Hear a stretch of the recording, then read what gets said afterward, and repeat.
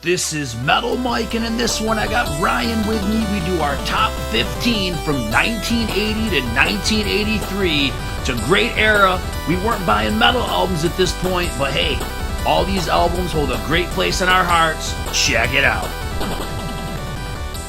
Well, Ryan, welcome to the show, buddy. How are you? I'm doing great. How are you? I'm doing good, man. This is it's going to be an interesting one. This kind of goes back to like the pre-hair metal, or the beginnings of hair metal, 1980 to 1983.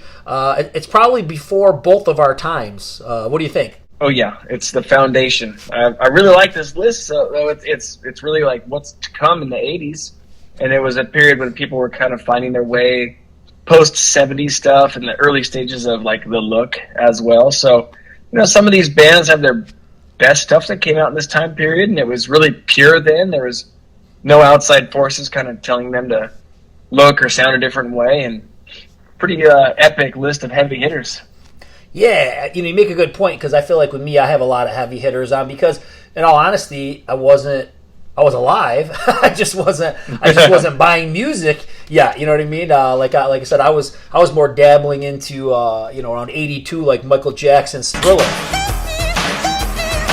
Stuff like that. I wasn't there yet. You know what I mean? So this was all stuff I had to go back to. But for me, a lot of it is like some of my favorite bands had some of their greatest stuff out during this time period. So that's why it's an important list.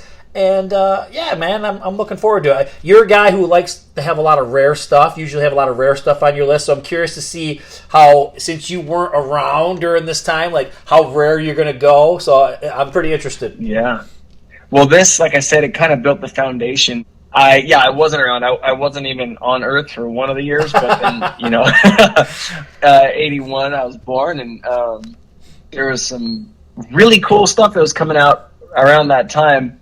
But yeah, I have some kind of rare for like the first 5, and then it goes into some like fairly huge, predictable stuff. Yeah, I can only imagine. I think I know what some of them are. But why don't you kick it off, man? We'll get right into it. What's your 15?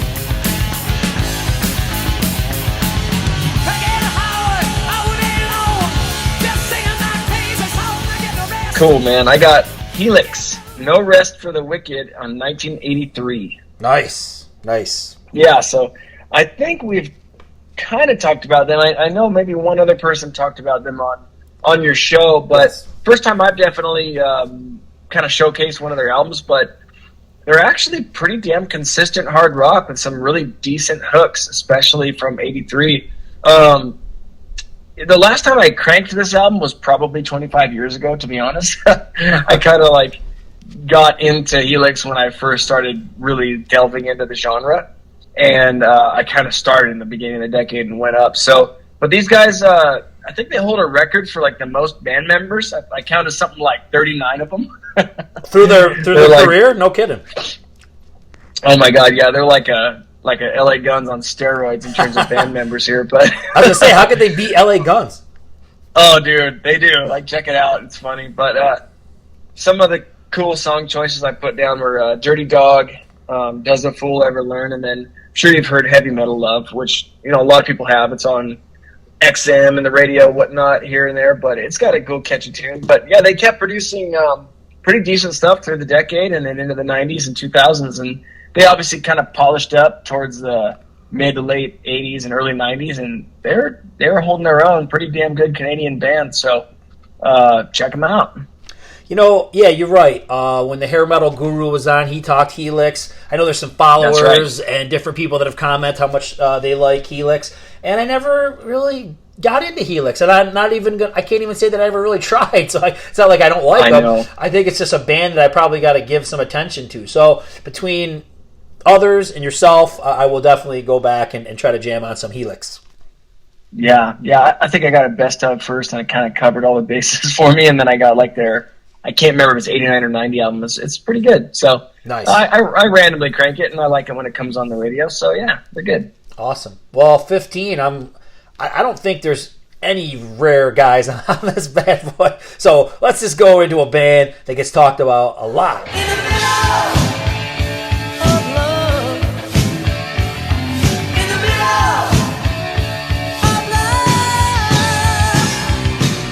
Dokken, and I'm going with Breaking the Chains, man.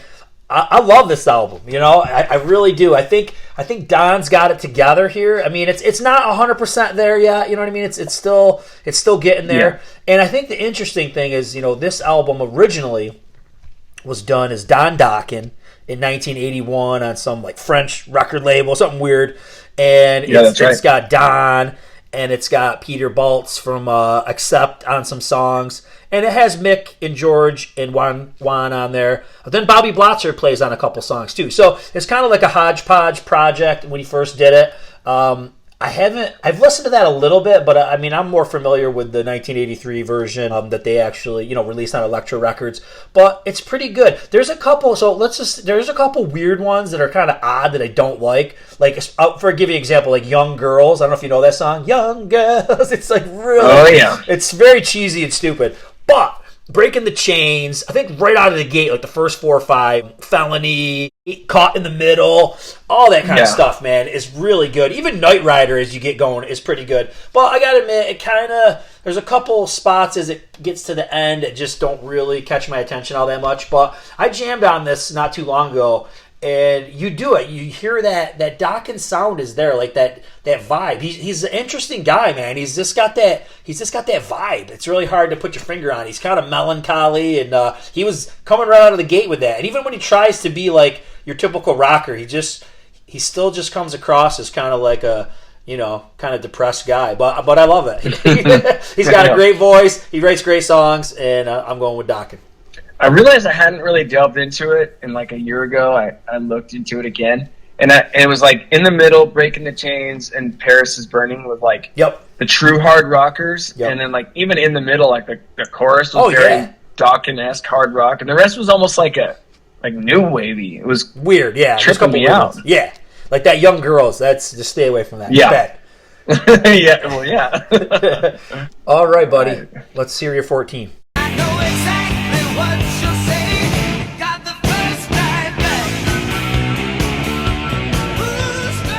14. Now, here's kind of a rare one. I got a band called Cobra, and the album is called First Strike from 1983. So this is Jimmy Jamison of Survivor, and actually 3 members of Crocus, which I didn't know until researching this. I thought it was just the future Crocus drummer, but they had 3 guys in that band, so that was kind of cool to learn. But it's like a harder Survivor. And in doing a little bit of research, I was reading that Jimmy Jamison was like a little bit nervous about joining Survivor because of how much more poppy they were than Cobra. So he was kind of used to the harder stuff, but it's very similar. It's like probably like the hardest Foreigner would get on their albums and Survivor. So, but it's cool score if you can find it on CD. The first 2 songs are like a really good feel for what you're going to get from this album. And they only made 1 album and then disbanded. The guys went on to Crocus, went on to Survivor, which was also probably pretty good moves by those guys. But really pretty consistent hard rock, cool album. Nice. Yeah, I like his voice, man, especially like the songs that are like on the Rocky IV soundtrack. You know what I mean? I like that stuff. Totally. So yeah, he's good. He's good. Well, that's cool. I'll check out Cobra. When I hear Cobra, I think of the movie with Stallone. Your disease, and I'm the cure. I guess it all ties back to Stallone. Survivor. Yeah, he does. He's got a couple Stallone hits, so that's good. All right, another heavy hitter. It's like in this era you're going to get heavy hitters like in their beginning, right? And it's like it's going to be a mix up of like it's really good, but some of it's not there yet. I think this is going to be the constant theme that you're going to run into, and I think that really is the truth when it comes to Metallica. Kill 'Em All. It's not the true Metallica sound that develops as you get to like Ride the Lightning and Master of Puppets and so on and so forth. But I think it's really good. I think if anything, they're showing more of their love for like the British metal. You know, it kind of has that vibe going on with it. But I love it, and there's so many great songs. Hit the Lights, Motor Breath, Whiplash. Obviously, like Jump in the Fire and Seek and Destroy are kind of like songs they probably still bust out today. But great album, definitely different. Doesn't sound like any of the other albums in their catalog. But Metallica, have some albums that kind of deviate from their normal sound. So, this one is kind of like a certain kind of thing, and then they kind of get into a pocket, and then obviously with Load and Reload and Saint Anger, they've been all over the place. But a great album. It's a great beginning. And, there's definitely some songwriting credits from Dave Mustaine on this one because he was the original guy in Metallica. So just great album. I love jamming on this one. Yeah, who'd have thought that this band would have turned into one of the biggest bands in the world after hearing this, It's crazy. It's cool to hear their foundation, but, man, it's different from less than a decade later. Yeah. Oh, for sure. All right. Number 13.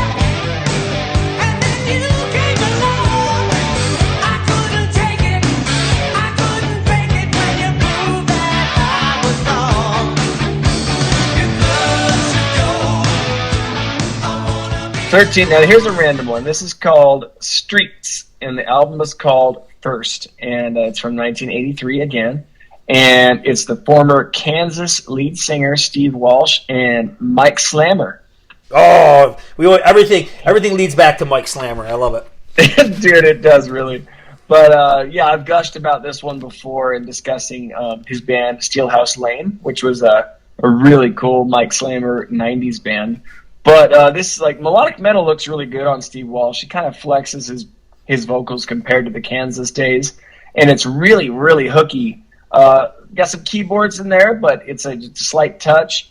I talked about this song, If Love Should Go, before during our 90s episodes when we talked about Steelhouse Lane. It's a really catchy song, and it's so catchy that it should have been like a number one. Like if Whitesnake did one of their classic re-records of a classic Whitesnake song, and this happened to be one of them, it definitely would have been like a Here I Go Again. Just re-record like heaven. It would have been a number one for sure. It's so catchy. If Love Should Go. Great song. But the first three songs are really cool, really kind of sets the tone for the album. They have one more album in 85, and then they were dropped by the label, and they kind of went their separate ways. But really cool, kind of ahead of its time, melodic hard rock by Streets. Cool. Have never heard of Streets. Yeah. All right. 13. Some people will be surprised that one of my bands that I love so much is so low on the list. I'll try to explain it.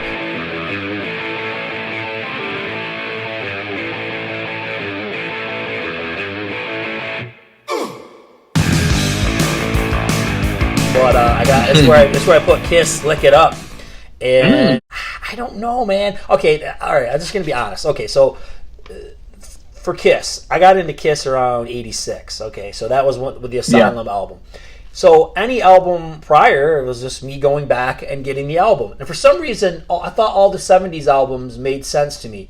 But this is an album that just never made sense to my ears, and I don't know why. But part of it, I'm going to say, I think is because of Vinnie Vincent, because his influence is the biggest that it's ever been on this album. He has a songwriting credit on every song.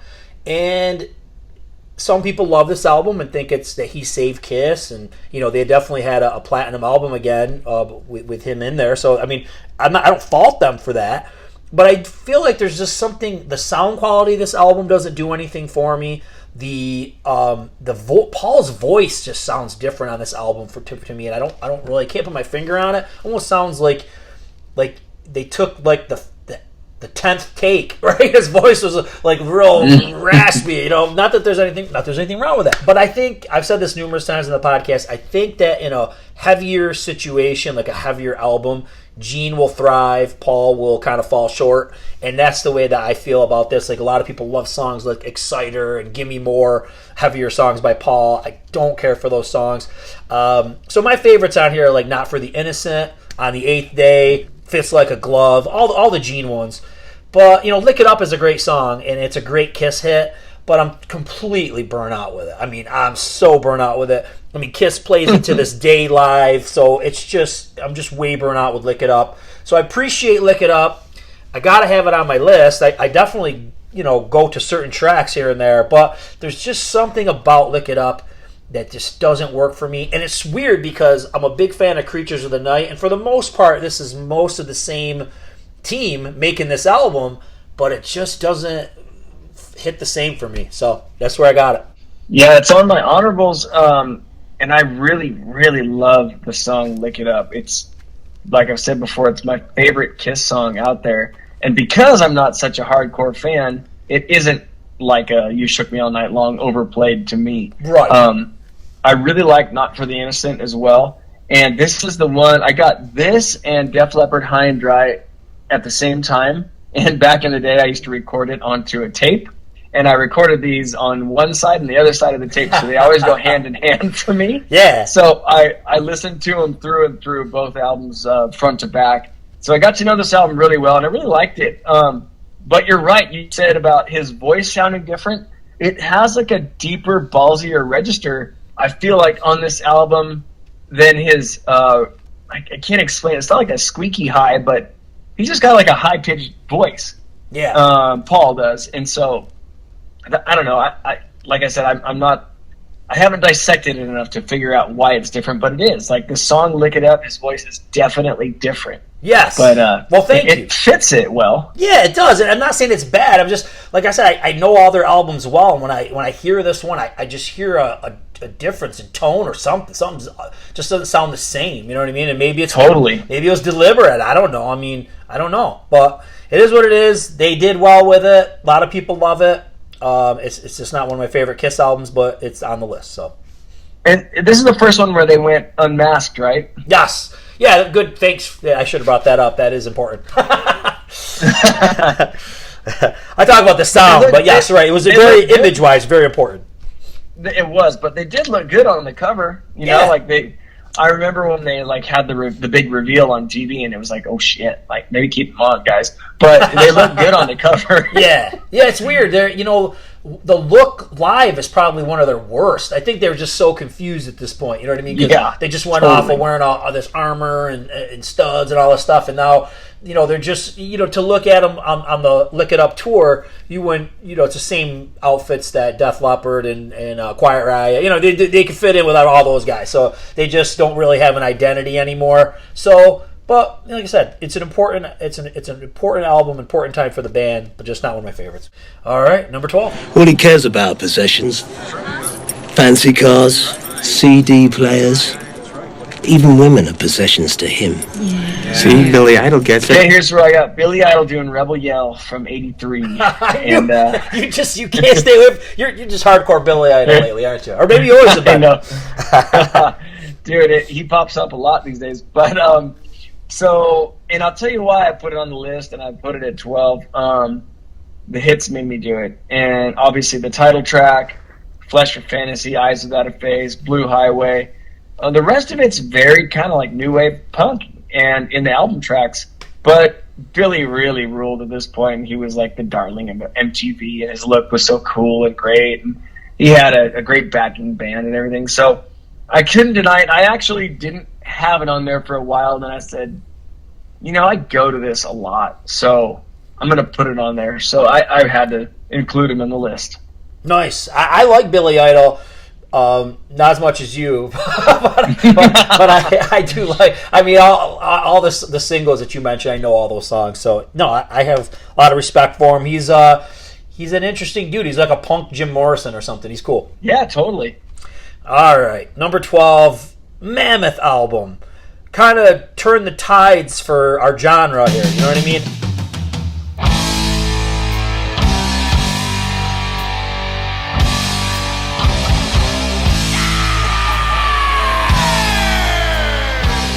And it's Quiet Riot, Metal Health. It's just a classic, dude. This really, I hate to say it, but it might really be their only really, really good album as a whole. You know what I mean? They've had a couple of one-off songs here and there, but this is the album where I can listen to the whole album. And I think the main reason for that is Kevin DuBro's voice. His voice is so good, and he's got the right songs. So it's a good, and no fault to Rudy and Frankie and Carlos. They're all great too. I mean, it's a great band. One thing I wanted to mention that doesn't get enough credit, and we talked about, where did the power ballad in the 80s really build from? There's a power ballad on here. They didn't release it, but Thunderbird, and it's dedicated to Randy Rhoads. And it's just one of those ones where never was a single, and it's kind of hidden, deeper in the album, but a very cool song. I think some of the ones that aren't singles are the ones that I really like. Although Bang Your Head, Metal Health Bang Your Head, it is their best song. I don't even care. I don't get sick of that song. Yeah. I get sick of Come On Feel the Noise. But Breathless and Slick Black Cadillac and Love's a Bitch. The whole thing is good, but those songs are those kind of deeper tracks that are really good, that are underappreciated. But it's just a great album. It's too bad that the next one was a flop, and it just was that kind of a downward spiral for these guys. But album wise, this is the they came out of the gate real strong, and it was really important because it was like the first metal album that ever topped the Billboard charts. So important, and it's great. So yeah. R.I.P. Kevin DuBrow. I think it's the anniversary of his death just recently, I believe. That's right.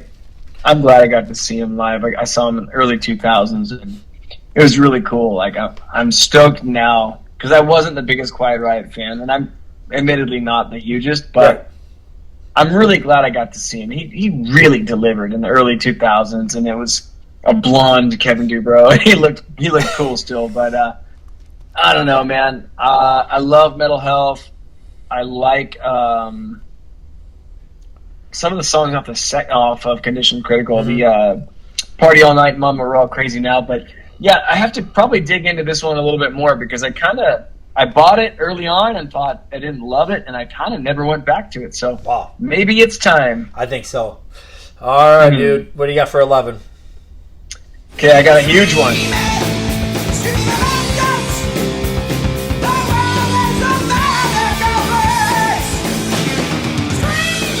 I got Judas Priest.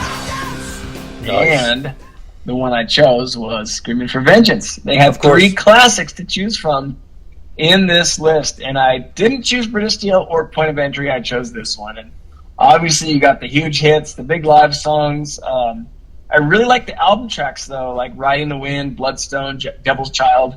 They really set the tone for ripping hard metal, the kind of the standard throughout the decade and beyond, and you can't deny the album artwork. No. So that's where I put it. I love Priest. I'm going to be honest. I put no Priest on my list, which is strange because wow. I really got big into Priest starting at Turbo, and there's probably people booing right now. For me, okay, so let's say I remember I bought the Judas Priest Metal Works. It was like a double disc that had a lot of their songs on it. One. And there's a lot of songs from this on there. So I'm very familiar with those songs. So for me to just go back now today and say, oh, I love Screaming for Vengeance, you know what I mean? I don't know if I do. I do like Electric Eye. I like You Got Another Thing Coming, Riding on the Wind. So I know some of the songs. But for me, I just never spent enough time with it as a complete album. Oh, obviously the title tracks are cool too. But yeah, so that's why I kind of stayed away from it. But I do love Priest, man. I love me some Priest. Dude, Turbo's still I almost put it as my number one. On my very first list with you was 1986, and I almost had it as number one until 10 a.m. that morning, and I swapped it. But I love Turbo. Yeah, this album, I agree with you. I haven't sat with it that much because I had the Metalworks, and then I got really into Ram It Down, Turbo, Painkiller, all that stuff. Yep. And I didn't delve too hard into the back catalog and really listen to the album tracks until the last few years. But so yeah, I'm right there with you. All right, number 11, a band that you're big into, Van Halen, Diver Down. And a lot of people don't like Diver Down, and I'm not one of those people. I really did. And so a little bit of the backstory, if you don't know, and I'm not the biggest Van Halen fan, and I'm probably the wrong person to be telling the backstory, but okay, at this time they did not want to do an album. They did not want to do another album. They put out Pretty Woman after, was the Fair Warning tour? Am I right? Was that the album? Mm-hmm. Okay, that's so right. Yep, they put out Pretty Woman. And just to kind of buy them some time so they could kind of chill out and make a new album and all that kind of stuff. And Pretty Woman just blew up on the charts. It was big. Record companies like, dudes, we need an album from you right away. So that's why when you look at this album, maybe as a whole, it's a little disjointed, or it's pretty cover heavy. There's a lot of covers. But man, I don't even care. The covers are so good. Like freaking Pretty Woman, Dancing in the Streets. That guitar work in Dancing in the Streets, it's so unique, man. That's what the cool thing is. Like, they're doing covers, but they're just annihilating them and doing them their own way, you know. And Where Have All the Good Times Gone is probably a song that a lot of people don't know that much beyond Van Halen, but it is another Kinks cover. But here's what I like, man. I think that the songs that they do that are the originals, they're pretty creative. And I think they display like all the things that just make Van Halen great. Like when you think of the song like Secrets, you know, you've got just Roth being all chilled with his interesting lyrics and his vibe. Eddie's doing great guitars. It's got the harmonies, the drums. I mean, everything's there. And it's cool because it's not like overdone. You know, like you can hear everything really crisp and clear. It just sounds like four dudes jamming, you know what I mean? Like, it's not just overdone. And I think the other tune that always stands out to me is Little Guitars. You know what I mean? Señorita. You know what I mean? So, dude, they're really creative on this. So, some people don't like this album, but I think it really showcases how unique they are. Even, like I said, with something like with Dancing in the Streets, the way Roth owns that song, the way Eddie makes it into something all of his own. And then the backups with Michael Anthony and everything, I don't know. And I love a lot of those goofy songs that they do. Like, it's got Big Bad Bill is Sweet William now. And I love that because that goes back to Ice Cream Man. And I've always loved when Queen and the Beatles do all those weird 1920s, 40s, 30s. I don't know what era they're in, but they're not of my era, you know. But I find them fun and catchy and stuff. So, great album. I think their creativity is on high here. Even though they weren't really ready to make an album, I think they made a nice effort. So that's what I got. God, for years I was like told to stay away from this album, and I did, and then I didn't, and I pretty much thought the same thing you did. Like, super creative. You could tell it was kind of like. Well, it was sold as a filler. Like, you know, throw it out there. We're so big right now. Throw it out there for summer or Christmas or whatever. Yep. But yeah, in the years, I've gotten used to it, and you pretty much nailed it. I don't love Pretty Woman at this point, but yeah, it's a little because I've heard it so much. But yeah, the rest of it's pretty cool and creative. They did their own spin on things, so I definitely dig it. Yeah. All right, man. Number 10. Oh, what a perfect time to talk about Sammy Hagar. I got Standing Hampton from 1982, and I got the 4 epic songs, you know, One Way to Rock, Heavy Metal, Baby's on Fire, and I'll Fall in Love Again. And the rest I could honestly do without. And as much as I preach this guy, and I preach Van Hagar, there are honestly about 10 Sammy solo songs that I really like.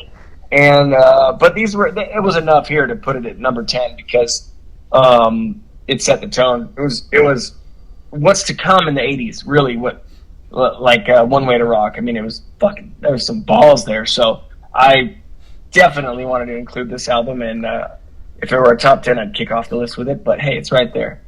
Nice. Top 10. You know, I'm not a big Sammy guy, but I actually. The first 2 songs you mentioned, I actually don't mind those songs. So those aren't bad. Yeah, he's got a couple alright songs. I'll give him that. There you go.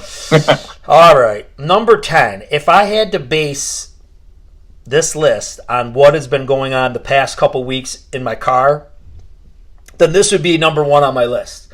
But I have to take all things into consideration, and I have to put it here.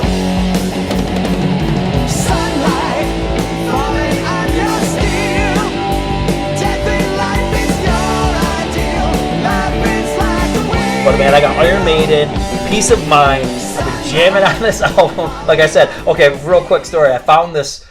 I don't know, every once in a while I'm digging around like somewhere like my garage or in the cellar, and I'll find like an MP3 CD. You know, that was like a thing, you know, 10, 15 years ago, do an MP3 CD because you could fit more stuff on it, right? So obviously cars, if you still have a car that has a disc player, it has the capability of playing an MP3 CD. So I found this CD. And the CD's got, see if I can remember, it's got The Last Command by Wasp. It has Electric Circus by Wasp. It has Peace of Mind by Maiden. I think it's got Fear of the Dark. The 2 albums that they did with Blaze Bayley. Maybe there's something else on there. But so I've been rocking out this CD for maybe 2-3 weeks, and my travels back and forth. But for some reason, I can't get away from Peace of Mind. Like, I keep jamming on Peace of Mind. And I think I might have even sent you some stuff the other night, because to me it was like, I feel like it kind of gets overshadowed because most people, self-included, spoiler, they will come up. A Number of the Beast is probably their best album, and I love that album. Mm-hmm. And then a lot of people are really hyped it on Power Slave and stuff that comes after. So Peace of Mind kind of gets lost in the mix. And what I like about Peace of Mind is it's pretty catchy. A lot of great melodies. They haven't really delved into the super long songs too much on this album. Maybe the last song is long, but for the most part, these are shorter tunes. I don't think you're a big dude into like the longer songs. I know I'm not. You know what I mean? Like just get the point across and get it done. But I think it's great, man. Flight of Icarus is such a great song. That's probably the most well-known song on the album. But there's some real sleepers that are catchy as hell, man. Sun and Steel. And even a lot of people hate it, but I love it. Quest for Fire. Because it's so goofy, because it talks about prehistoric man discovering fire. It's almost like dork rock or nerd rock, you know what I mean? It's like stuff that you shouldn't talk about in rock and metal, but for some reason, they pull it off, and it's kind of catchy and fun. And then Still Life, it's just kind of a weird song. Starts off with some backward talking, and it's about like nightmares and stuff and dreams. But just a great album. I've been on a real kick with it. I'll leave it there, but I'm really hyped on this album lately. Well, in regards to Quest for Fire, Bruce is the most interesting man in the universe, so he would bring this one up. If he wrote it, I don't know. Maybe it was written by Steve Harris. Maybe, I don't know who wrote the lyrics, but a lot of times, I almost wonder like if sometimes they got nothing, because let's face it, most of the bands that we're talking about, they're going to go the sex tune route, right? That's where most of these guys are going. But Maiden, they're thinking man metal. They're going outside of the box, So maybe one day Harris or Dickinson was watching a History Channel or a documentary, and he said, "I think it'd be great to write a metal song about how prehistoric man discovered fire." So there it is. Okay, exactly. And they're British. British people, they got different outlooks on stuff. That's all I'm gonna say. I think that this is an overlooked album because the artwork is so simple. Oh my god, the artwork is so good. That's one thing. Maiden. I mean, wow. How do you rank them? Because there's just so many good album covers by these guys. Oh man, they're the kings of it. All right, dude. Number 9. Cool. Here's where I got Black Sabbath, Heaven and Hell from 1980. Ooh, yeah. Yeah. I wrestled with this one. There's another one that I think between this and The Priest I kind of wrestled with, but yeah, glad you did it. Yeah, dude. Dio Sabbath. I'm an 80s Sabbath guy. I'm in the minority of digging every other singer they had a ton more than Ozzy. But I understand. I totally get that the idea and the timing, the early Sabbath was there. And Ozzy's got a place, obviously. But Dio's voice is just insane. And it was a tough one between this and Mob Rules. But this set the tone. This set the tone. And there's just major classics on this one. And they even created a band out of the title Heaven and Hell. So long live Dio. This album's great. And Dio really is showcased well. Yeah. Love Neon Nights. Love Lady Evil. Obviously the title track. So, yeah, I'm with you. Just another one that, I think I fell into the same trap as with Priest. Is like I had a CD that was like Sabbath, the Dio years, and was really into it. But like I said, I probably only had a chunk of that album that I was listening to, not the full thing. So never gave the full thing enough attention, which, maybe I need to do. All right. Number 9, this is going to cause controversy with probably some people because they might not even consider it a rock album at all because of the nature of it. But it's a band that it's up there. They're one of my favorite bands. They're not my favorite band, but they're up there high.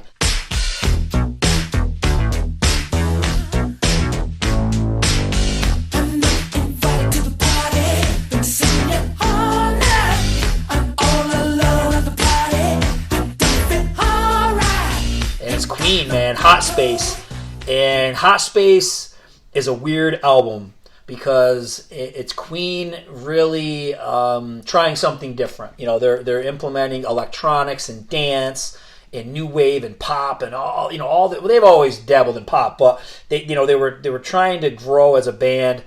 And in turn, they're kind of all over the place with this one, because you get some stuff that's really electronic and trying to be dancey and stuff. And let's face it, some people call it like a disco album, but like disco was done in '82, really. Yeah. So it's not really a disco album. It's more of like a European dance type stuff that they're shooting for.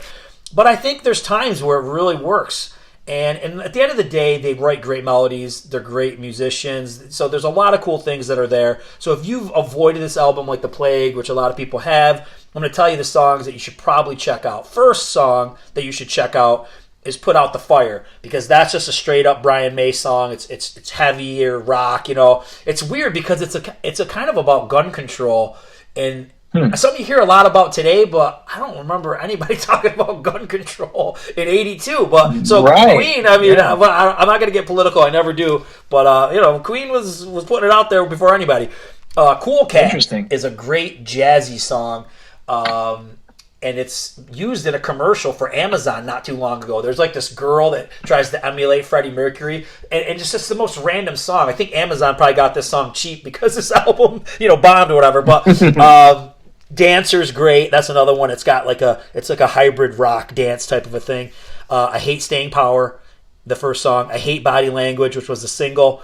Action This Day is pretty cool. Then there's some cool stuff, like you got your typical Queen ballads. There's one song that they dedicated to Lennon called Life Is Real, and it's pretty emotional. That's a pretty damn good song, man. Like that'll pull on your heartstrings. Las Palabras Mi Amor, or something like that. It's like a Spanish song, titled song, but it's really, really good. So some of those songs have that piano, old school Queen vibe. Half of it doesn't. And, just to give you a little, how did we get to this album? And it's another album that will show up on my list, but, Another One Bites the Dust was just so big.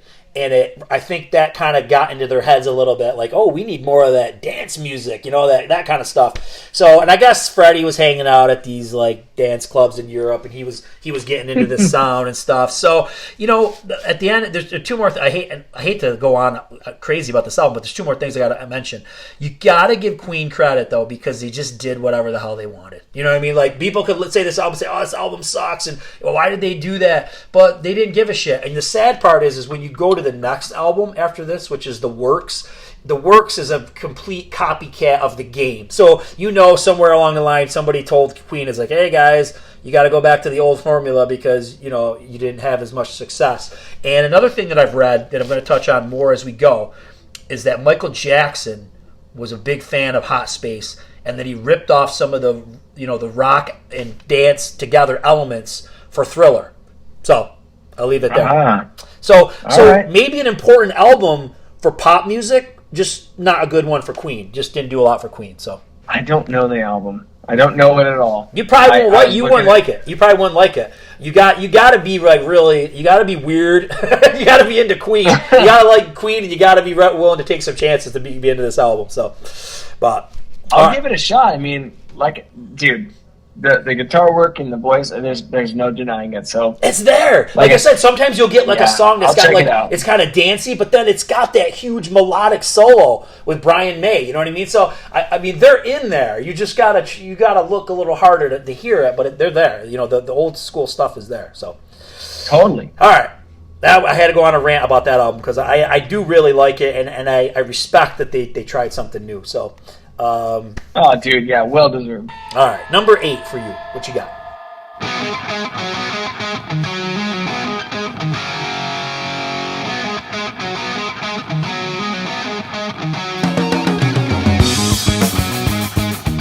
All right, here's where I got Van Halen. I got Fair Warning from 1981. Nice. So I was thinking about this. Like, imagine putting on this record for the first time in 81 and hearing the intro to Mean Street. Yep. And just going, dude, this is epic. Like, God, Eddie's so masterful. So every song except, I'm not a big fan of Push Comes to Shove. Kind of a weird one, but the rest of it's really David Lee and Eddie Gold together. And you can't deny Unchained as a giant hit and a classic ripper. So it's probably my favorite David Lee Roth look too. Like he was just doing that Vince Neil What's to Come look going on in 81, and he was still like a weird rock star, but not weird like out there rock star like he is from like 90 until now. Just kind of like he wasn't creepy. Kind of yeah, exactly. He got so super smart, talented guy, super smart, but gosh, he's out there. So he was still rock star at this point and really loving himself. Yep. So yeah, I love this album and this and what's the other one? Women and Children. Yeah. I kind of like discovered these later on in my rock and roll ventures, and they were like new albums to me at the time. And I was like, whoa, these are both really good Roth era albums. So, but I chose this one. It's got a few more songs that I like. So, yeah, fair warning. I got to go back and try to get back into it. For some reason, I really like the first two Van Halen albums, and then I kind of like zone out, and then I'm back for Diver Down. So I don't know what it is about those two albums. Of course I know the main big songs, you know what I mean? But I gotta give them another chance. I gotta go back. Yeah, I mean, there's some really good sleepers on there, like Dirty Moves, Sinner's Swing, Hear About It Later, So This Is Love, stuff like that. It's stuff you've heard, but it was cool to revisit those again because it had been a while, and I really, really was going back to my Roth phase with those songs. Mm-hmm. What's funny for number 8, I feel like sometimes when I do these lists, there's always these old favorites that come back that have been on other lists. And I think of the Scorpions list that we did, and this album was definitely on there.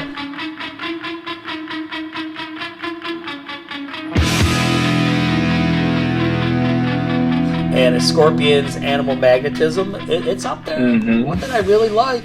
And I think when we talked about this album, we did mention there was some elements that maybe were a little ahead of its time. You know what I mean? Like that intro to Falling in Love kind of sounds like the way Down Boys does in the beginning, So it's almost like Scorps were kind of laying down the groundwork for the hair metal stuff. But I love like Make It Real, Falling in Love. Oh, yeah. Don't Make No Promises Your Body Can't Keep. What a great song, man. Yeah. Then you always get that trippy, weird, slower type song with Lady Starlight. And, of course, The Zoo was the big song on here. But Zoo ain't one of my favorites, man. I like everything that comes before it. Just really good, catchy stuff. And like I said, super voice and talented musicians. So that's where I got Animal Magnetism. Yeah, you can't deny Falling in Love, dude. That was what set the tone for the Americanized Scorpions that was to come. Yep. No, for sure. All right, number 7. Okay, here's where I got Dio, Holy Diver from 1983. Yeah. So you gotta love solo Dio. He did everything his way, and the world was better for it. And as I was going through the list, I realized what a great, like I said earlier, like a foundation this era was, and it was just that early 80s that you got albums like these ones and then what I got coming on the list, but it really set the tone. And regarding this specifically, you got those really deep hooks, and then you got the voice of Dio that it's showcased when it goes super high, like the intro to Don't Talk to Strangers, and then when he starts to like growl when he gets higher, he's just got such a unique, awesome a voice with so much range that you can't deny it. So I don't get sick of any songs on this album. I just let it play. So anytime Dio comes on, the diversity of this guy's voice is just awesome, and I let it play. Nice. I love Dio. I've always said that just because of when I was born, I got into Dio a little bit later, like around Dream Evil and on. So those are albums that I like because I just those were the ones that when I came out when I they were out when I came out. No, they were out when I was getting into music. But but yeah, those. I mean, I got no problems with the first 2 Dio albums. They're just not ones that I go to a lot. That's all. So but I appreciate them, and if I hear them, any of that stuff, I love it. So yeah, and he's just a great singer. As a shout out, though, you did talk about Blood from Stone from Strange Highways recently. Yeah, and it came on random recently on my Spotify. Suggested this and that, and I went, "What the hell? What album is this from?" And I went, "Oh yeah." So you nailed that one, dude. That's a good song. I love that. Strange Highways. Yeah. All right, but okay. So that's way ahead in the future. We can't talk about that. Way ahead. That's way ahead. All right. So for number 7. This is where I got Maiden, Number of the Beast, man. I can't fault this album. This is this is Bruce coming on board, and I think he just took this band to a whole new level. Nothing against Paul Di'Anno, and I think some of that stuff's good, but I mean, come on. I think they found the right voice for that, interesting, intricate music that they perform. And, right out of the gate, I freaking love Invaders. It's just, the first song. It's just talking about that battle, the big battle, coming in and invading another territory. A lot of that, back to that nerd shit that they like to talk about. But still very catchy, songs like The Prisoner and a 22 Acacia Avenue. And, obviously Run to the Hills and Number of the Beast are the big songs that off of that. And it ends, and I'm not always an epic song guy, but man, Hallowed Be Thy Name, about the guy that has to go to the gallows pole and get hung. What an epic track. So, yeah, I just love this album. And, it's another one of those ones where it's not overdone. It's really crisp. You can hear all the instruments. Everything's really tight and together, but it's not overproduced or anything. So, just a great album. Probably will always be my favorite Maiden, but I like quite a bit of their albums. So, I'm a Maiden guy. Yeah. So, yeah, that's what I got. Good choice, dude. Good choice. Like the ones I gravitate towards are this, and then later on in the career. But awesome choice. Nice. All right, what you got next? 6. Number 6. Got my boys in Y&T with Black Tiger from 1982. Nice. And this is tough because they went 81, 82, 83 with 3 solid albums that they're really known for.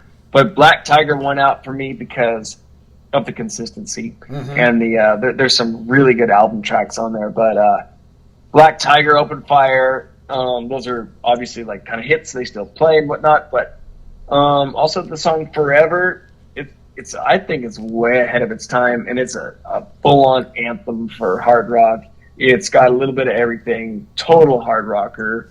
Showcases his voice and his guitar work. The song Barroom Boogie is up there with some of the wittiest storytelling songs of all time, especially live. They alter it live, and it's really cool and funny, but it's a great song.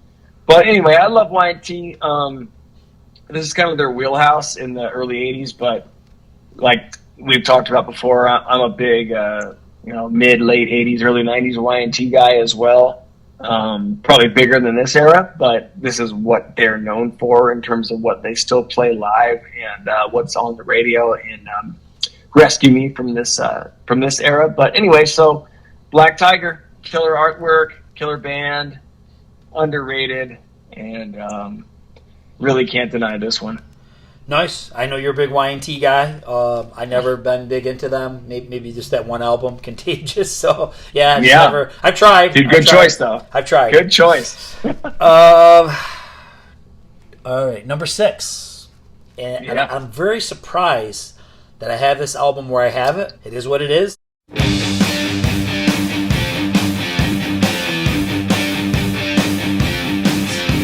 Motley Crue, Shout at the Devil. And oh my God! So I love it. I mean, at this point going in, I mean, this is all heavy. It's all big ones, all heavy hitters for me. But I just felt that this is where this album needed to go. It's a great album. The one thing, this is my only setback, and it's not a bad thing, but this is my only thing with this album. There's no other album that sounds like this by them, really, right?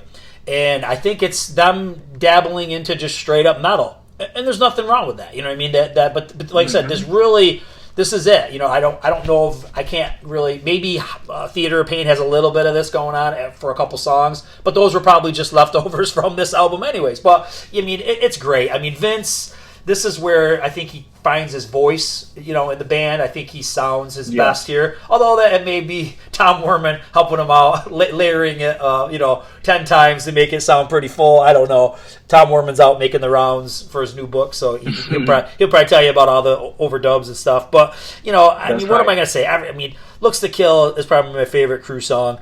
Too Young to Fall in Love, I love the whole thing, man. Bastard. Danger is another one of my favorites. Just that kind of morbid, dark closer. So like I said, this is an album I don't probably need to spend a lot of time on. It's just that shell shock of where it's placed for some people. So number 6, Shout at the Devil. Wow. I figured it would be up there. Either number 1, number 2, number 3.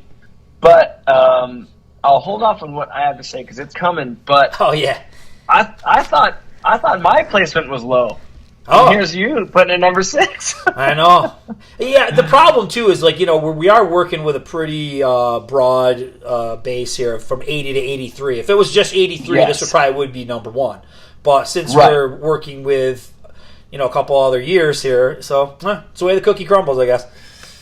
I will say, like, the Vince's Voice thing, I was listening to their new Shout the Devil 40th anniversary release, and there were some pretty cool demos of Shout and Looks at Kill, and then Hotter Than Hell versus Louder Than Hell on there. And it was cool to hear Vince really climb the ladder in the range world. And, I mean, I'm a novice. I don't know if they were dubbing it in on the demos, but dude, he was climbing the ladder and hitting that upper register, and I was really impressed. So, who knows? Maybe there wasn't too many overdubs, and that was the one and only time Vince actually hit the notes to Shout at the Devil. I think his range is there. I think it sounded like they layered it a bit and cut it up and stuff. It just took like the best performances and then I don't think they did anything out of the ordinary.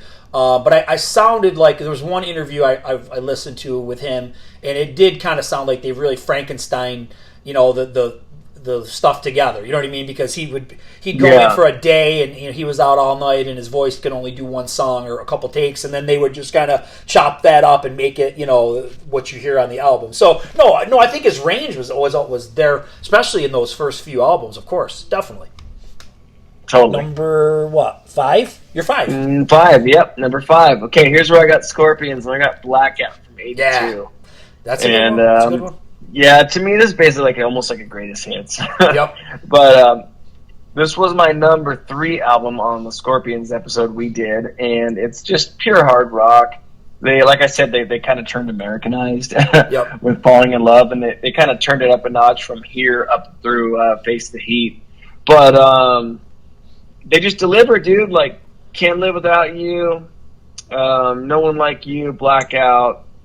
Countless tracks that stand next to the singles are played live still. Arizona, China White, When the Smoke is Going Down. I really like those as well, and they're not played live. They're not on any greatest hits or whatever. But I can't deny Can't Live, man. The intro, the simplicity, the perfection. It's probably my favorite song on the album, actually. But album cover's killer. It's everything about this album I dig, man. There's nothing wrong with this thing. Nope. I dabbled with it. Dynamite is one that I really enjoy, but and all the other ones you mentioned, it's a great album. I mean, there's no disputing it. It's just the way it shook out. I don't have it on here. Totally get it. All right, number 5. The only way this could ever come before Motley Crue, Shout the Devil, is if you just are a real nutbag for this band.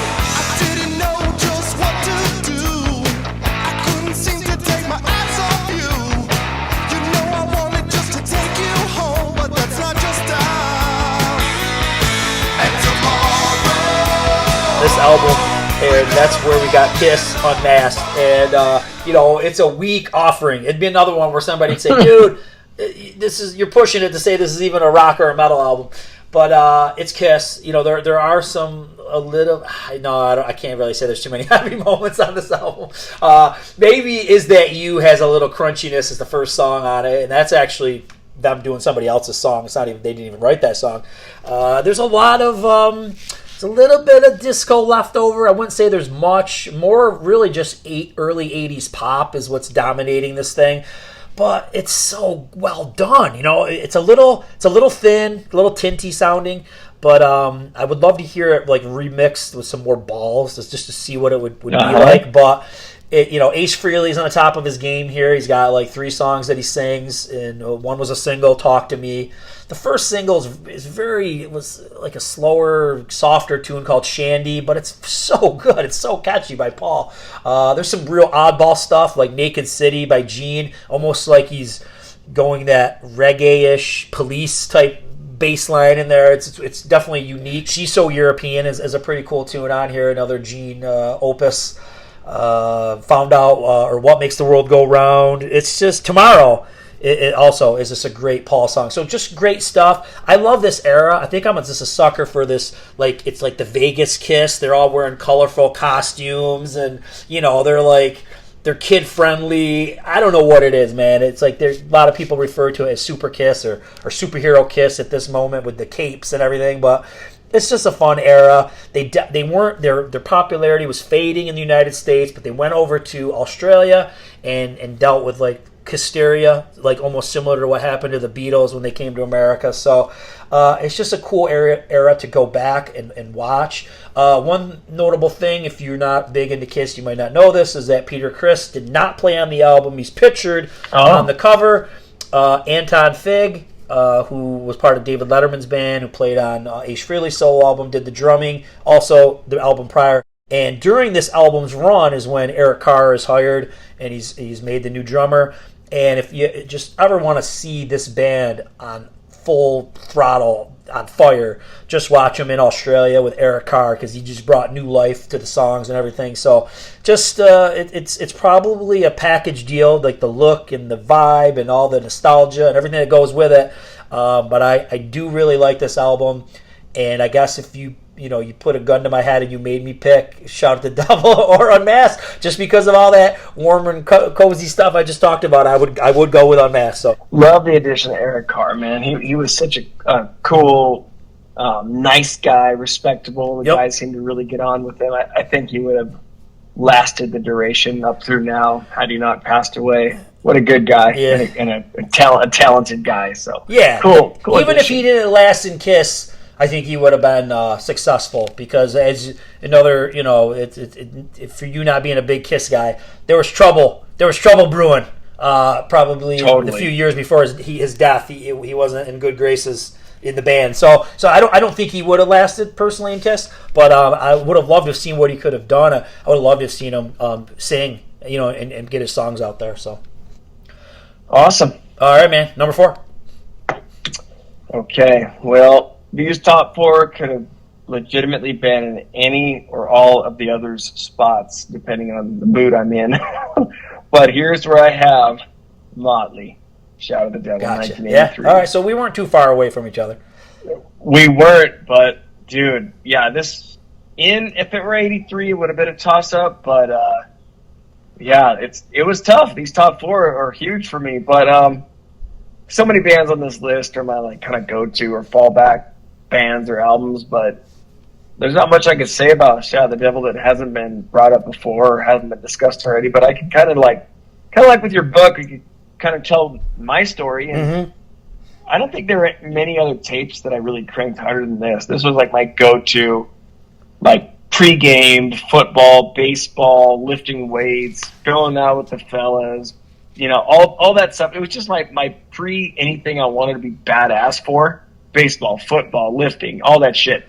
It was all testosterone-based, drug-induced booze, just sexy killer music, I wasn't doing it. They were. They could supply it for me. But it was just running through their veins in 83. So, I don't know. This is just the epitome of Motley, and it's really cool because I have the fold-out LP with was it the pentagram on the cover? Yeah, the inside versus the 4 guys. Yeah, and you fold it out, and it's the 4 guys with the full page, if you will, pictures of themselves. But it has the original fan club flyer and the bumper sticker and all this cool stuff in the album. That's probably worth some money, but I'd never part with it. I don't know where I got it, but I really like that, and it used to be up on my wall. Pretty killer artwork. So anyway, that's where I got Motley, number 4. Yeah, man, it's golden. All right, number 4. They had a couple albums, maybe just 2. I think just 2 out in this time frame, but one didn't make the list. One did. Band I'm always preaching, always talking about. Their debut.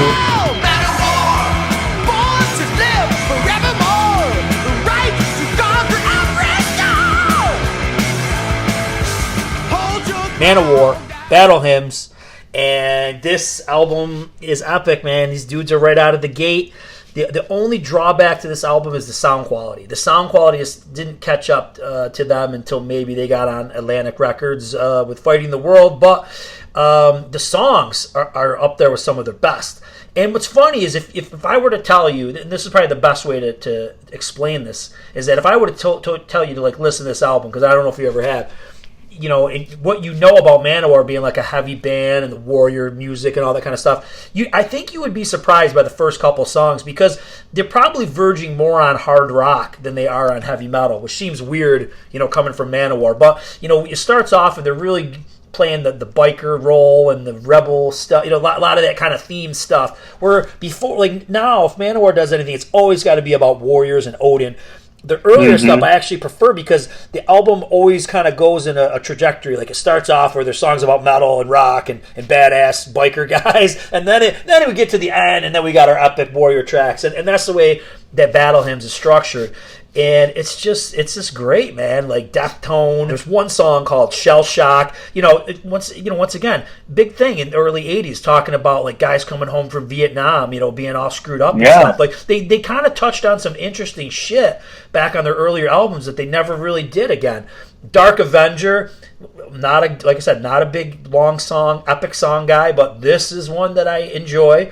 It is about a dude who was killed, like a warrior guy who's killed, and then somehow he ends up in hell or something, and he's given powers, and he's given a demon horse, and he comes back and he just annihilates everybody that screwed him over earlier. And the cool thing is that Orson Welles, you know, Mr. War of the Worlds, he does this interesting. He basically does a little voiceover. He tells the story of this guy, the Dark Avenger, and it's just it's a very epic album. It ends with the song Battle Hymn, which is another pretty epic tune, but just a great album. I forgot to mention, there's a song called Manowar on there about them. Oh, that's right. How they form. Yeah. And no, just a great album. I love it. They've remastered this album. It sounds pretty decent. They re-recorded this album. Not the greatest idea, but it's okay. So it's an album that, you know, they still play songs in their set to this day, and just showcasing all the talent, but always the talent that will outshine any of them is Eric Adams. And he is somebody who had it right out of the gate. You know, we talk about like Vince, just he didn't really have it maybe on the, you know, Too Fast for Love, but he sounded better on Shout the Devil. Eric Adams, right out of the gate, sounded amazing. Dude, I have them all. This is the one that I probably haven't listened to as much, but anything with an eagle with a six-pack, hey man, come on. That's up my alley. Yeah, man, it's pretty epic. It's pretty bold statement. All right, number 3. All right, so we're going straight to my go-to guys here. Disclaimer: we got Motley, check that box. Now we got Crocus.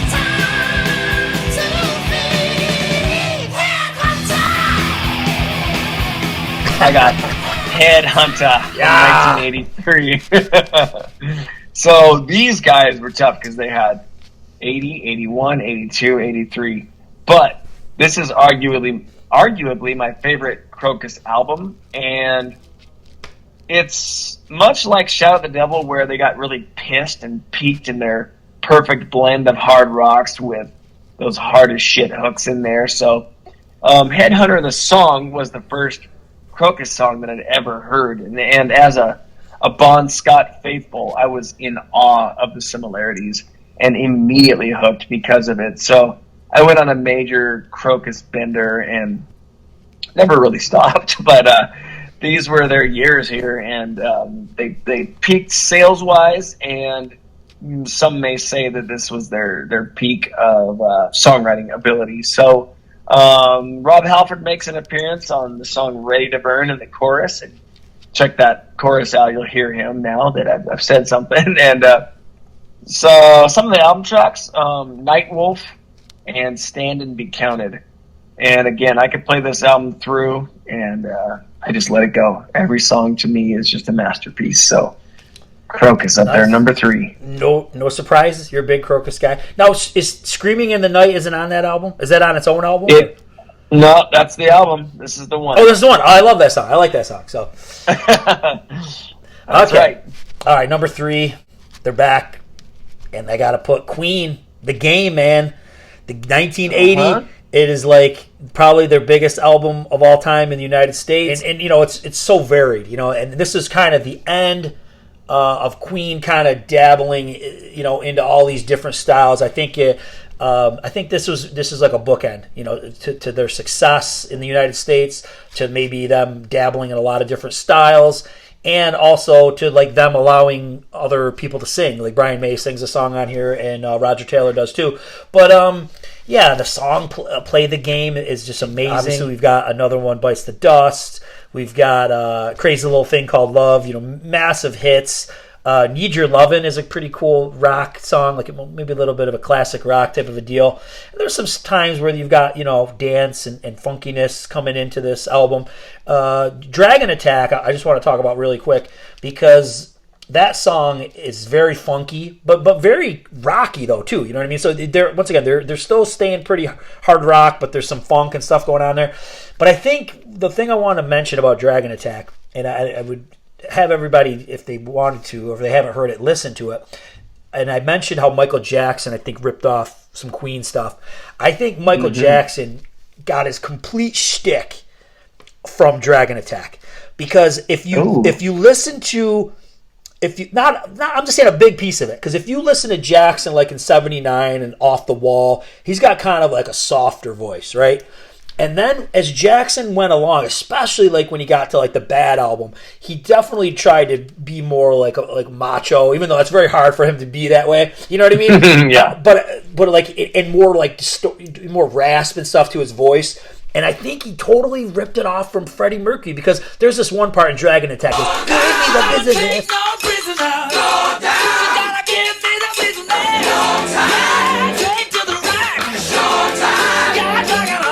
You know, and me by saying that, you probably think Michael Jackson, right? But dude, yeah, exactly. Okay, no, Freddie Mercury. I'm telling you right now that Jackson ripped a big part of his whole thing from Freddie Mercury. Because if you listen to early Jackson when he was a little kid, and even into Off the Wall and stuff, he's got more of a straightforward, softer voice. As soon as this album comes out, I could be wrong, but you know, you keep going along to like from Thriller to Bad, and even especially on like Dangerous. Man, I'm just kind of showing that I'm like a closet Jackson fan. I'm going to lose some followers. But I think he really ripped off a lot from Freddie Mercury. So, yeah. So, obviously, you know, The Game, huge album. Probably their biggest one in the United States.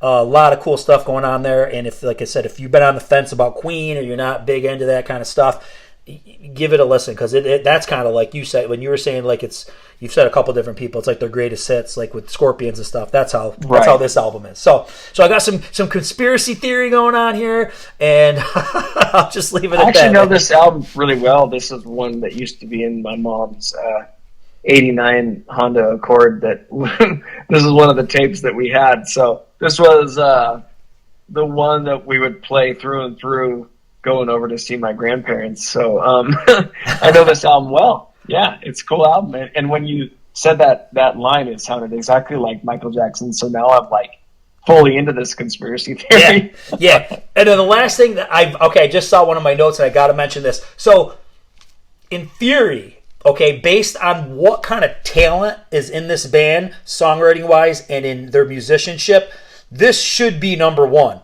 But because I just like, you know, like other bands, I like the bands better, it's not number one. But I think in theory, this should be number one. So, there we go. I see. Yeah. Yeah, can't knock that. All right. Number 2.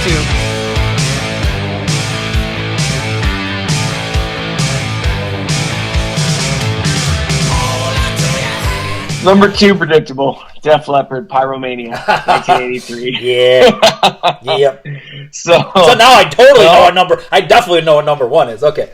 Right. It's Sammy Hagar's other album from this era. No, I'm just joking. But so, all right. So some may pull the predictable card and avoid the Pyromanias and the Hysterias and go right with the first 2 Def Leppard albums and go with that whole Eddie Trunk bullshit. But I love these 2 albums. And I love High and Dry. I really do. But with Pyromania, Leppard really found their sound. And they also kind of found the sound of what was to come with kind of more polished 80s hard rock. So my boy Phil joined the group. They had 10 million sales, 4 singles on this album. Some of the non-singles and album tracks, Billy's Got a Gun, Coming Under Fire, Die Hard the Hunter, they're kind of the sleepers, but they're kind of overshadowed. But like so many of the songs off Hysteria and Retroactive, these songs would have been not any other, but a lot of other bands' crown jewels had they not been on an album as monstrous as Pyromania or Hysteria. So, but they're played live and they sound great. I got to throw a shout out to the song Action Not Words. If you look up like melodic hard rock in the encyclopedia, it might just be this song. Like it's perfect. I love Action Not Words. It's one of my go-to sleepers on this album. So, dude, I listen to it. I never turn off Photograph. I never turn off Rock of Ages. Foolin', I kind of turn off sometimes, but I don't hate it at all. I don't love it as much as Photograph and Rock of Ages of the hits. Too Late for Love I really like. So, cool album artwork and really set the groundwork for these guys. You know I'm not a huge Def Leppard fan, but I do like quite a few songs on here. I mean, I can't deny Photograph. I like Rock Rock Till You Drop, Foolin'. You know what I mean? Like, this is, yeah. I mean, it paved the way. There's no doubt about it. Yeah, in that 88, In the Round in Your Face, they open with Stage Fright, and then they go right into Rock Rock Till You Drop, and it's like, dude, they kill it on those two, and it's Joe Elliott doing that high stuff that I love, and the fact that he can just kind of live in that high range and not waver. It really showcases his voice. And it's really true hard rock Def Leppard versus the kind of more bubblegum polished stuff that they may be known for to the novice. Yep, for sure. All right, number 2. I've recently discovered that you are not that big into this album. I'm not even sure if I want to speak to you anymore now that I know that, but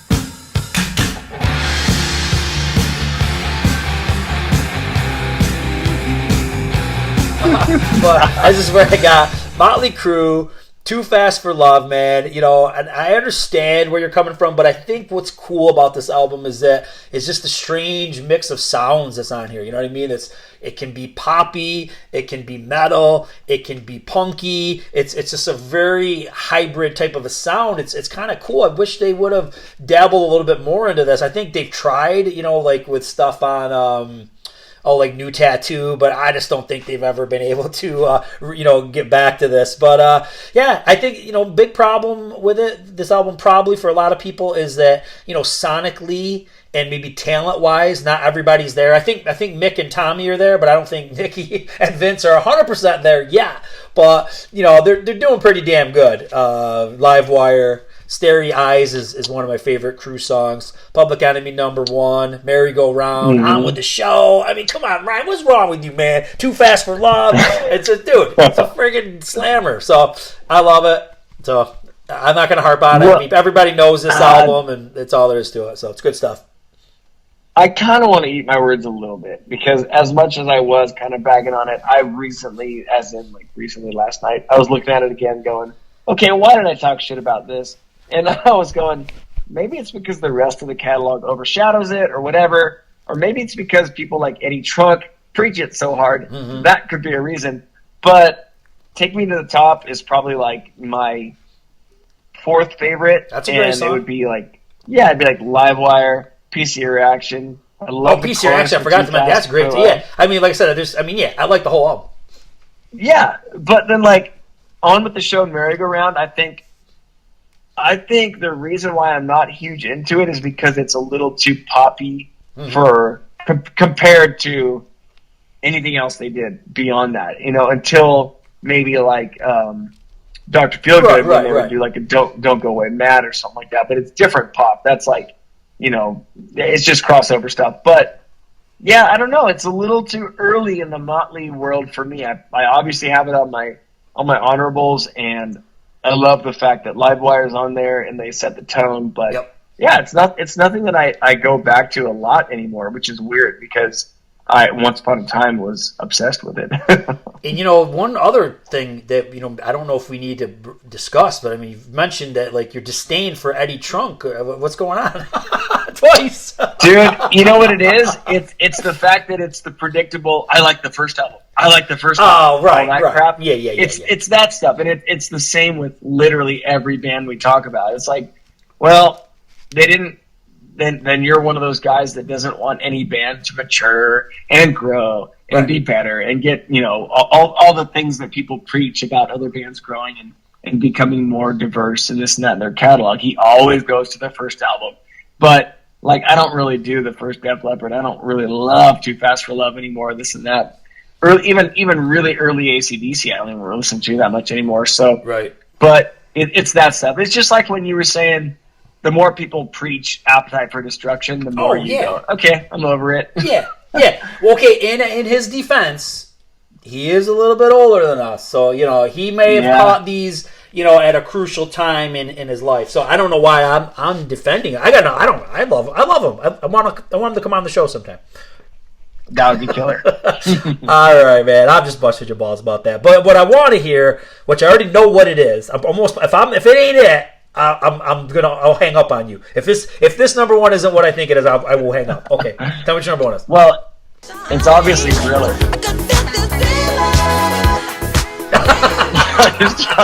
Dude, it's got to be Beat It with Eddie Van Halen. It better be. So my number one is For Those About to Flick of the Switch in Black. Okay, you get the pass. I was like, he better put Back in Black number one, but you could mention all three of those. So, yeah, I'm prepared to break all the rules and disregard all 80's Glam Metalcast etiquette and defy choosing my number one. But no, really. If I could create a greatest double album ever in AC/DC, I would remove the song Let Me Put My Love Into You and add Let's Get It Up and Put the Finger on You and Inject the Venom, Nervous Shakedown, Flick the Switch, and Bedlam in Belgium of the other two albums. But anyway, I can't, and the reason why I do choose Back in Black is because I really would only remove one of the songs on that album. And I can't deny Back in Black. I recently read Brian's biography, like in the last year, and just like listening to the hiring process and the recording and the aftermath and just what a dream come true that was for him. And he was kind of whisked away from a mediocre life and put into superstardom, and he would have never really had to worry about anything else ever again in his life financially if he had just done that one album and then been done. But this song's just so strong. I just let it play. The song Back in Black I never turned off ever. It's just so strong to me. I don't get sick of it, and I crank it like it's the first time I've heard it every time. And it's just a beast of an album. The record sales do show that. Usually I don't base my choices off record sales, but this is one of those where I can't deny it, obviously. And I'll never turn it off. I love this album. I love all three of that I could have chosen, but this is the one that was the absolute beast. Yeah, good. You succeeded. You didn't let me down. And I'm not a huge DC fan, but I do like a lot of the songs on Back in Black. I like Rock and Roll, Ain't Noise Pollution, and so many other songs that maybe don't get a ton of attention. And I even like some of the tunes on the other. I love the song For Those About to Rock, We Salute You. Like Flick of the Switch, I Put the Finger Right on You. I like all that stuff. So like I said, I'm never going to be a guy that's just going to listen to like full AC/DC albums, but certain songs, I'm there. Right on, man. All right, no surprise here. Number one.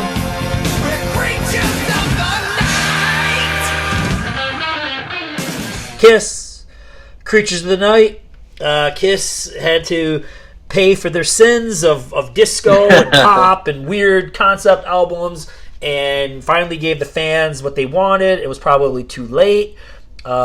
Hence why they had to take the makeup off and pull one last ditch. There was one more trick in their trick book to try to get back on top. But this really, I don't care what anybody says, this album is superior to Lick It Up in many, many, many ways. Better songs, better sound quality, has the best drums and drum sound for me on any album that I've ever heard. Eric Carr is just a beast on this. He finally got his chance to really kill it, and even when it's simple, like something like "I Love It Loud," it still is crack your ribs. You know what I mean? Gene is an MVP on this album. His voice is so nasty sounding and so cool. The bass sound, I don't know if he really played bass on all the songs, but I know he played on some of them. And Paul even has some pretty cool stuff on here. A song that I've always kind of not been totally into, but I've been giving it more of a chance, is Paul's "I Still Love You," because a lot of people think that this is also another early days of the power ballad, and it really is. And it is a pretty good song, and there's a lot of great emotion and vocal gymnastics going on in this song. So, but like I said before, when the album is heavier, Paul tends to suffer a little bit. Gene will thrive. But it kicks off with "Creatures of the Night," which is a great song by Paul. So just great stuff. And it contains one of my favorite Kiss songs that me and my son will play constantly when we jam together, and it is "War Machine." And with that, nice. I'm out. But I think the crazy thing is going back to what I said with "Lick It Up," to think that I love this album so much and I'm not that much into "Lick It Up," it is kind of strange because it's the same producer, a lot of the same players and writers, and to how they created something so different, at least to my ears, is kind of weird. But yeah, I would take "Creatures" over "Lick It Up" any day. And Kiss looked great for "Creatures." They got the metallic look back, even though their tour was not very big. I mean, it was epic with the tank that was blowing off bombs. The drum was on a tank drum riser. So many cool things, and it's probably one of their most epic album covers with the blue faces. And they've ruined that album cover when they redid it in the 80s. They did it without makeup because they thought maybe that would appeal to more of the new fans. But that cool cover with the blue faces is the best, and the glowing eyes. It also has Ace Frehley on the cover, but he didn't play a lick on the album. All the guitar work is done by random. But that's my number one. I was going to ask you about the Ace thing. Yeah, and I know the lore surrounding it was they put him on the cover, but he didn't play it, and you just kind of solidified that. So they really tried to pull a fast one, or like how'd that go?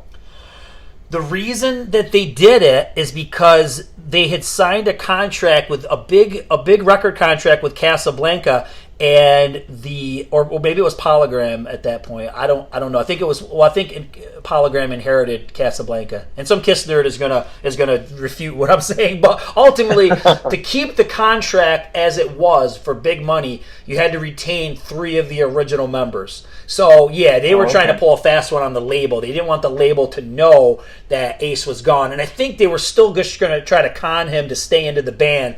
But he didn't bend, and he did not do the. He was gone by the time of the tour. So, that's the lore. Okay, now it's cleared up. All right. So, what about your honorables? I don't have very many, and I think you covered a lot of my honorables. What do you got for honorables? All right, cool. I got Fastway, their first one. Yeah, it's a pretty cool album. Night Ranger. I know you're not a huge Night Ranger guy. Nope. They had a couple. I got the Rat EP with "Tell the World" and "You Think You're Tough," which I almost put on there with those 2 songs by themselves. I got TNT, but I believe it was with the first singer. Yep. The standout of that one was that song "USA," which is still sung in English, if you will, with those 3 letters. I got Vandenberg, "Wasted." I'm surprised you didn't have Steeler on there with Keel and Yngwie. Yeah. And Grand Prix with Robin McCauley. And then I had Kiss "Lick It Up." But Grand Prix's cool. It's called "Samurai." And Robin McCauley, early pre-MSG, obviously. And cool album. The first few songs are very true to form, and then it kind of falls off and goes a little early 80s keyboardy weird. But, good stuff. The only things that I didn't have that I was, on the fence about was Man of War's Into Glory Ride from 1983. It's good, but it's just not as good as Battle Hymns. I wrestled with Scorpions, Blackout as well. Kiss, Music from the Elder. That's a really, a controversial album amongst Kiss fans. Some people can't stand it. I'm not huge into it either anymore. I just doesn't do anything for me, so I kept it off. That's probably about it. Yeah, except for me, it just was kind of slim pickings because, like I said, this is not the era I got into this stuff. It was all going back. And, you know what I wrestled with is a couple of the Twisted Sister ones. Under the Blade, You Can't Stop Rock and Roll. But, like I said, there was a few that I liked back in the day when I was younger, and then when I went back to them, they weren't really doing it for me, so they didn't make it. I see. Yeah. This is, like I said, I realize this is kind of my go-to fallback albums or fallback bands that were kind of starting to peak. And before, like I said, it was when I started getting into this stuff, I had to go back in the genre and go back in the early part of this decade and build the foundation. So a lot of these albums really hold a good place in my heart. Yeah, definitely. And this was laying down the groundwork for what would come as we got to the mid-'80s and everything. So a lot of important albums. So yes. Okay, buddy. Always a pleasure. All right. Thank you very much. Good talking to you. Yep. Talk to you soon. Take care. Yeah, bye. Bye.